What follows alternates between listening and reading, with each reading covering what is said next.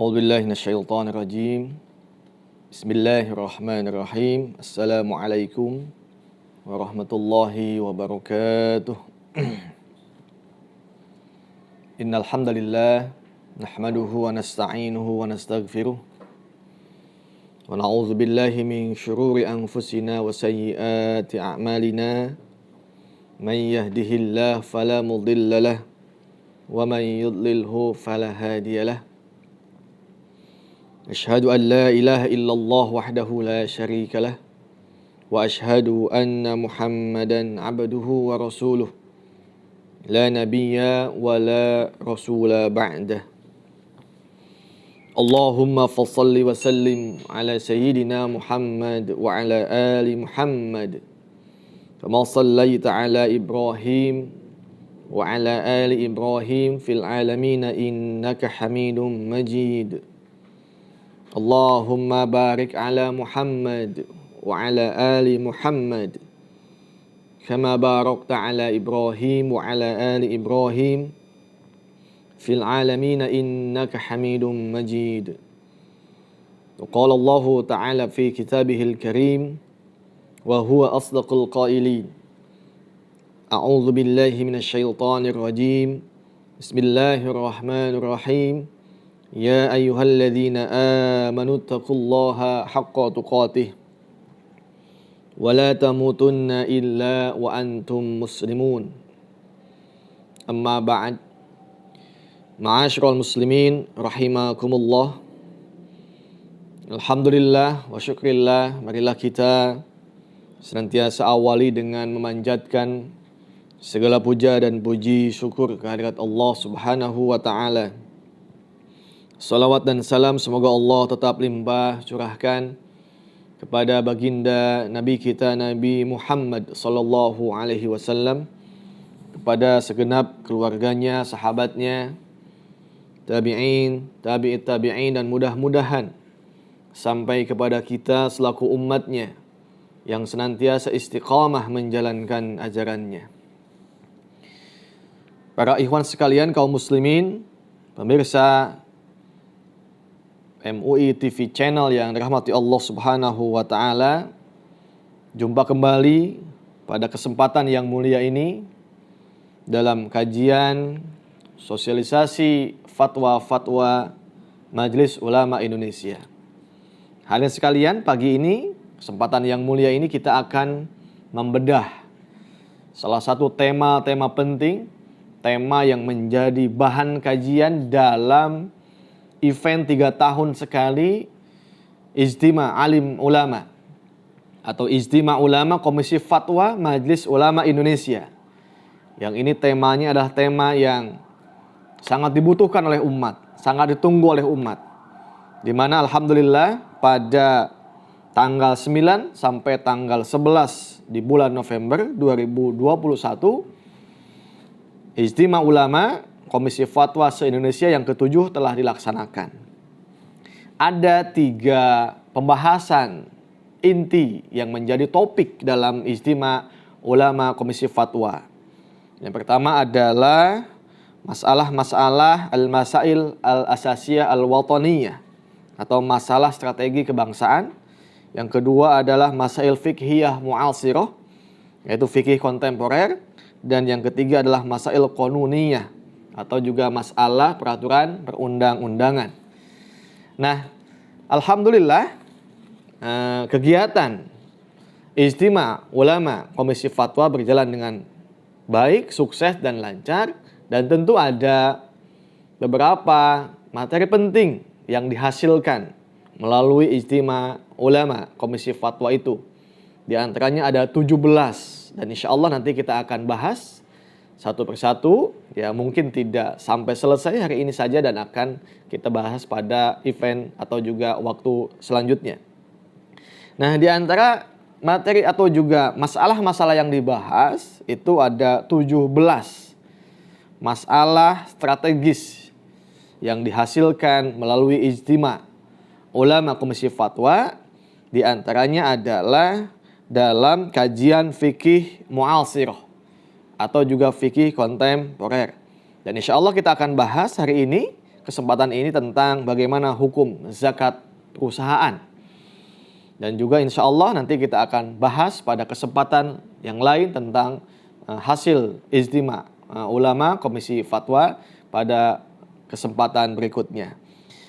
Baik para pemirsa MUI TV channel yang dirahmati Allah Subhanahu wa Ta'ala, kita sudah mafhum bahwa sholat dan zakat itu adalah bagaikan akhun syakik, saudara yang tidak bisa dipisahkan.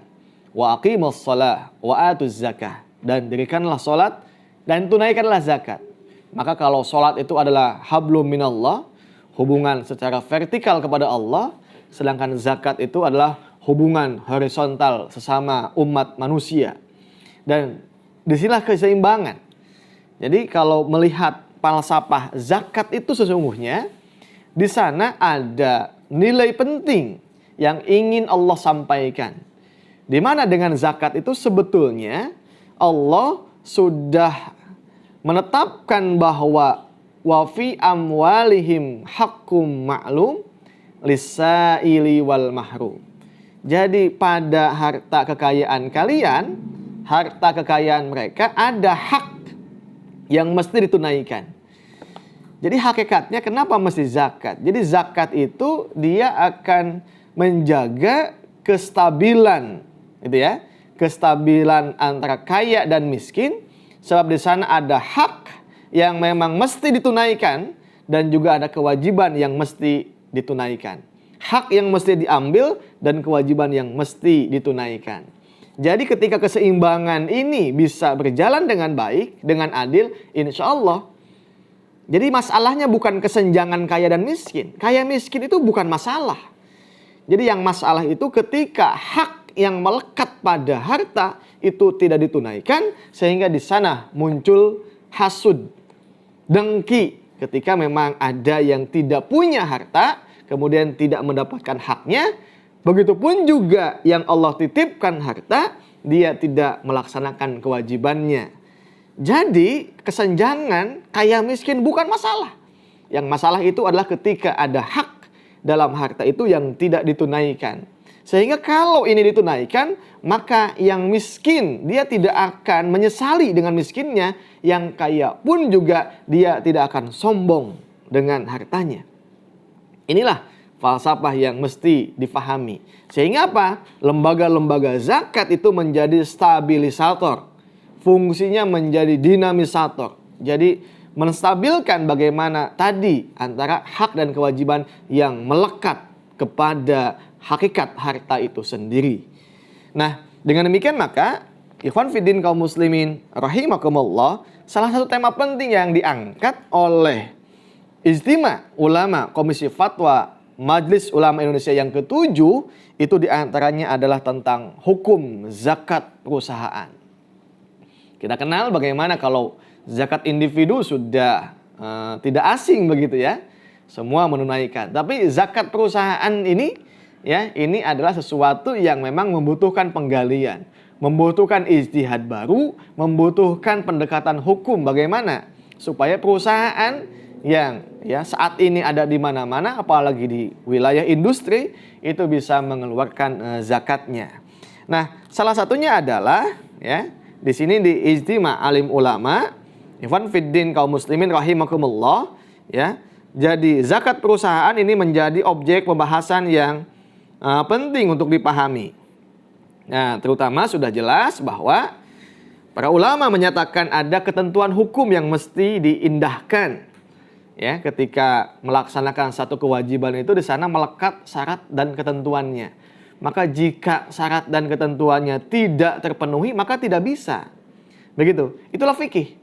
Jadi ada hukum taklifi dan di sana ada hukum wad'i. Hukum wad'i itu adalah bagaimana mekanisme melaksanakan hukum taklifi dengan terpenuhinya syarat dan ketentuan. Nah, begitupun juga terkait dengan hukum zakat perusahaan.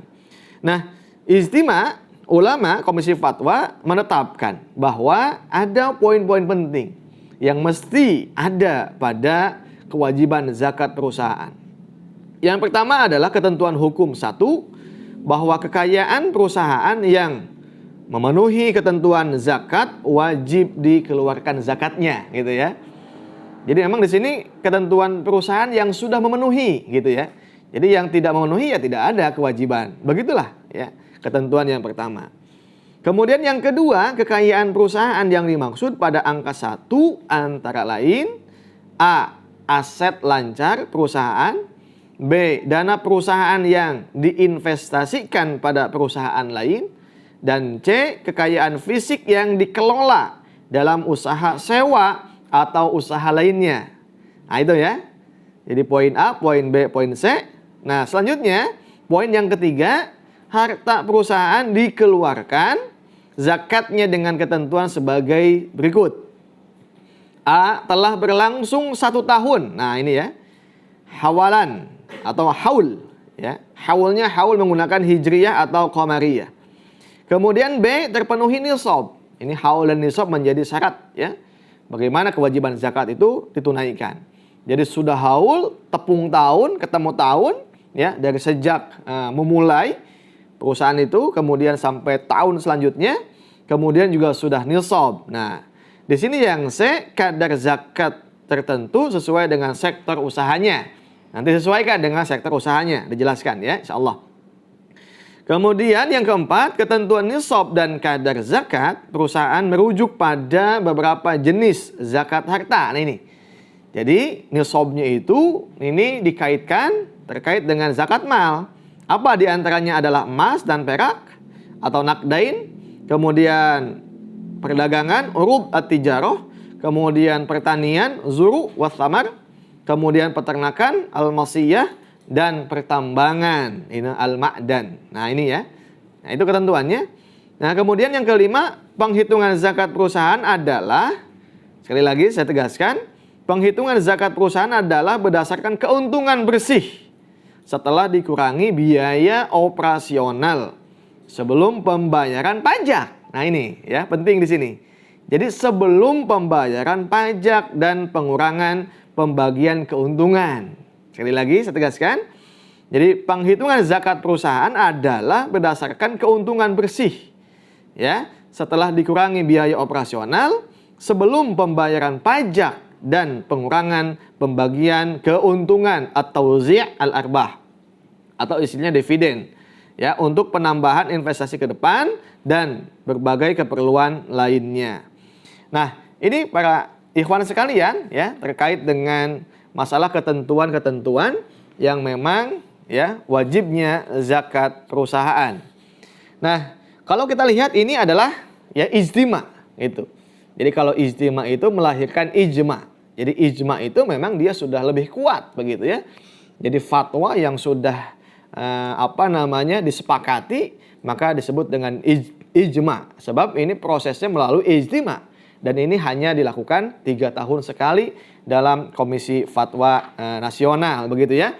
Dan yang diundangnya adalah setiap komisi fatwa di tingkat provinsi, kemudian akademisi yang di perguruan tinggi Islam, kemudian juga praktisi ya, hukum begitu. Nah, para ikhwan sekalian, jadi jelas begitu ya. Jadi dari dalil-dalil yang digali di istinbat, diantaranya adalah dalil landasannya surah Shad ayat yang ke-24.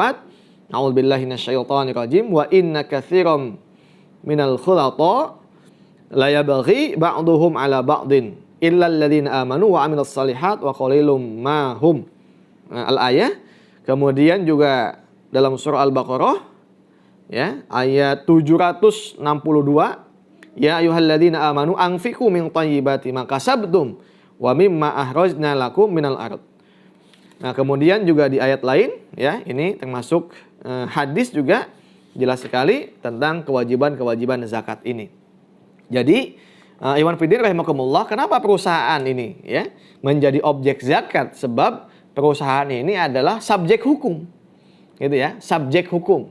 Sama dihukumi dengan manusia yang memang ya di sana melakukan satu aktivitas, kegiatan, bisnis, kegiatan, ekonomi begitu, sehingga di sana dihukumi sebagai mahkum alaih begitu ya. yang memang dia terkena kewajiban zakat, terutama zakat perusahaan. Begitu ya landasan pemikiran para ulama, terutama Komisi Fatwa. Jadi menyampaikan terkait dengan perusahaan bukan hanya punya kewajiban untuk membayar pajak, tapi perusahaan pun juga ada kewajiban membayar zakat. Ya, jadi sekali lagi ini himbauan yang sudah menjadi ijma para ulama. Ya, mudah-mudahan ini sampai kepada pemilik, pengelola, komisaris perusahaan. Ya, dan mudah-mudahan kami mendoakan perusahaan yang Anda pimpin akan membawa kebaikan, akan membawa keberkahan. Ya, dan Allah akan melipat gandakannya ketika kita transaksi dengan Allah, bukan dengan manusia. Dan kewajiban zakat ini jelas, nasnya qat'i. Jadi jangan lagi kita ngitung-ngitung apakah ini ada kekuatan hukum atau tidak, apakah ini ada sanksinya atau tidak. Sanksi itu bagi orang yang beriman hanya takut dengan sanksi yang datang dari Allah, bukan di dunia, tetapi di akhirat. Sehingga jangan nanya lagi, mana sanksinya? Kalau nggak ada sanksi, tidak ada akan melaksanakan kewajiban itu. Tidak. Kami sekali lagi ulama hanya menyampaikan, menghimbau kepada pemilik perusahaan, komisaris, direksi untuk segera tunaikan zakatnya melalui lembaga Badan Amil Zakat Nasional. Mudah-mudahan usaha yang sudah kita lakukan mendapatkan kebaikan, keberkahan dari Allah Subhanahu wa taala. Itu saja mungkin yang dapat saya sampaikan. Hadanallah wa iyyakum ajmain. Wallahul muwaffiq ila aqwamit thoriq. Assalamualaikum warahmatullahi wabarakatuh.